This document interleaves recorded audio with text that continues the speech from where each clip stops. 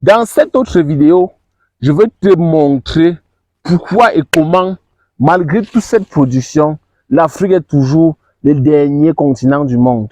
Comment, malgré la production qu'on peut avoir dans ce pays, le Cameroun et dans l'Afrique en général, on parvient toujours miraculeusement à être un pays de misérables.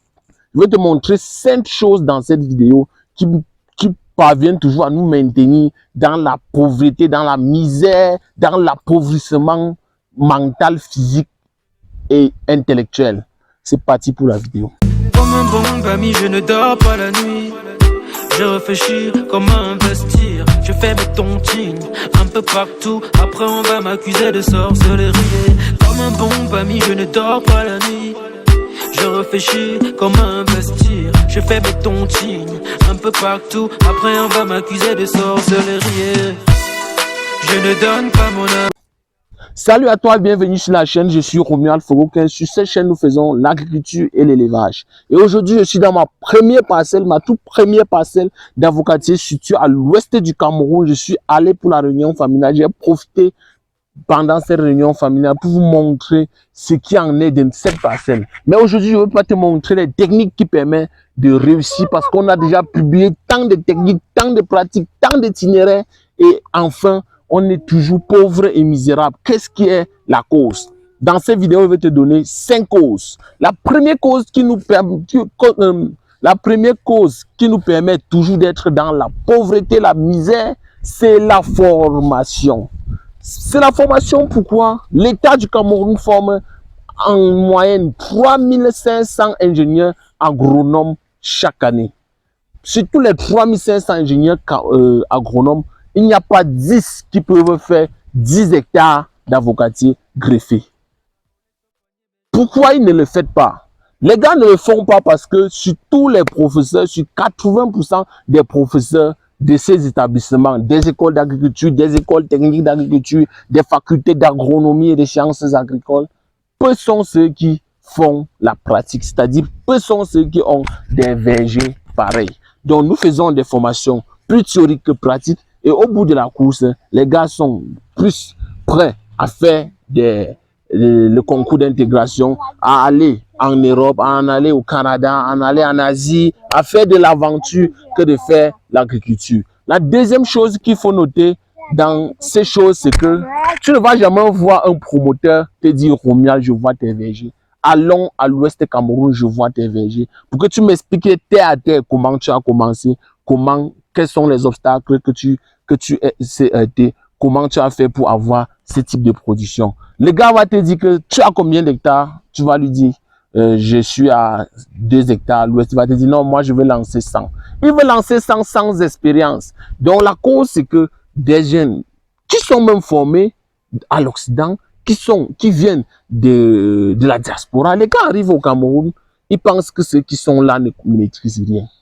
Il veut montrer aux autres ils ont des capacités, ils viennent de l'Occident. Et du coup, il prend 100 hectares, il dit que j'ai 500 millions dans mon chiffre d'affaires.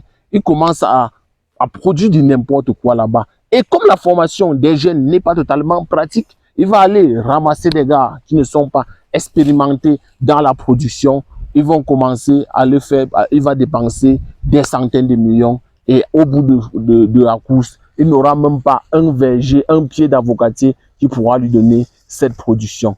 Autre cause de la production au niveau du Cameroun, c'est que jusqu'à présent, peu sont ceux qui maîtrisent les variétés d'avocatiers et les zones agroécologiques. Quand quelqu'un va voir cette variété, comme je suis à l'ouest Cameroun et il a 100 hectares dans le centre ou dans le sud, le gars va te dire que non, je veux seulement la variété que tu as sur ton cours, je veux la variété qui touche presque le sol comme tu avais là. Il ne va pas te poser la question de savoir est-ce que cette variété, elle est propice dans ma zone agroécologique. Est-ce que après avoir fait le prélèvement du sol et étudié le climat, est-ce que cette variété peut être propice dans le centre, propice dans le sud ou propice à l'est Cameroun. Les gars ne font pas ces études comparatives et ils vont se lancer. Quand tu vas lui dire que non, Anaïm que tu vois là ne produit pas chez toi, on va te dire que non, tu produis dans le centre, tu produis à l'ouest. On m'a dit. Mais ce qui est marrant dans on m'a dit, je me suis renseigné, j'ai vu sur YouTube, j'ai vu partout que c'est que les gars ne font pas de descente sur le terrain. Le blanc n'a pas développé l'Asie et l'Amérique. Les Chinois ne se sont pas développés comme ça.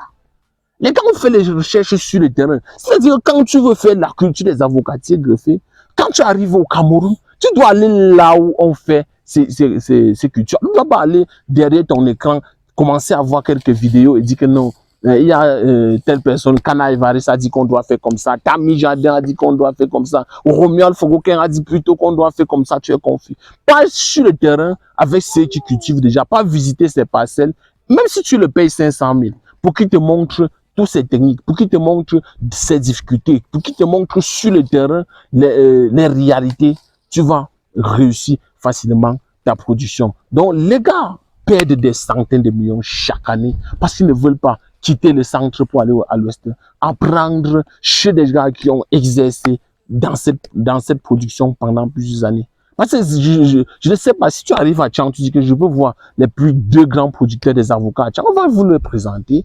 Vous entrez en contact avec eux, vous discutez avec eux, vous lui faites des propositions. Ce qui est déjà sûr, c'est que ces gars sont totalement occupés, mais ils vont prendre un peu de leur temps pour essayer de vous expliquer les difficultés qu'ils ont traversées, pour vous expliquer les techniques de production, les techniques de gestion, les variétés qu'ils ont choisies, pourquoi ils ont choisi. Et c'est à base de tout ça, des données pratiques, des données concises et précises que vous pouvez réellement vous lancer et réussir votre campagne. Ce n'est pas en se plaçant derrière un écran au niveau des États-Unis et vous dites que vous pouvez faire l'agriculture au Cameroun. Ça ne marche pas comme ça. Les choses n'évoluent pas comme ça. Même la France, avant d'entrer au Cameroun, il a envoyé des gars sur le terrain pour évaluer les populations. Ils ont fait l'éthique et la déontologie pour voir qu'est-ce que les gars aiment. Ils ont fait les sociologues sur le terrain pour étudier la société avant de se lancer dans leur projet. Donc, c'est très important. C'est pour ça que je tenais aujourd'hui à te donner des détails, à te donner des techniques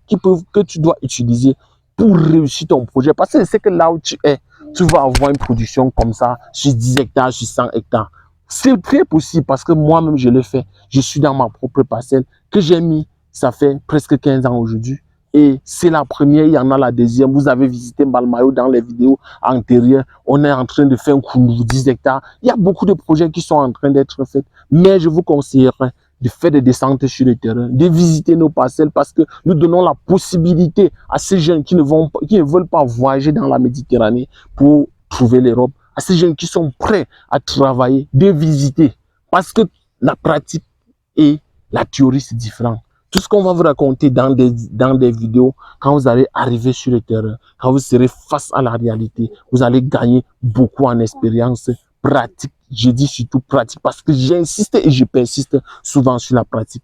Donc, c'était Romuald Fogoken. Si tu connais encore, si la vidéo a été intéressante, tu fais 3 choses. Tu t'abonnes à la chaîne, tu partages la vidéo et tu poses toutes tes questions. Je sais que tu connais d'autres causes de l'échec de l'Afrique, de l'échec du Cameroun, de l'échec des jeunes dans l'agriculture. Si tu as d'autres causes d'échec des jeunes dans l'agriculture, tu mets ça en commentaire pour aider notre communauté parce que notre objectif c'est que la communauté émerge. Notre objectif c'est qu'ensemble nous pouvons faire face à la mondialisation, faire face pour avoir notre autosuffisance alimentaire. Donc j'espère qu'elle a été intéressante.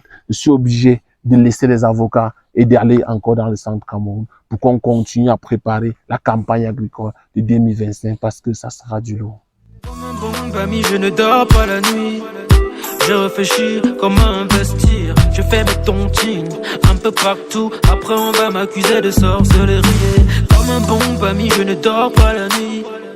Je réfléchis comment investir. Je fais mes tontines un peu partout. Après on va m'accuser de sorcellerie. Je ne donne pas du lourd.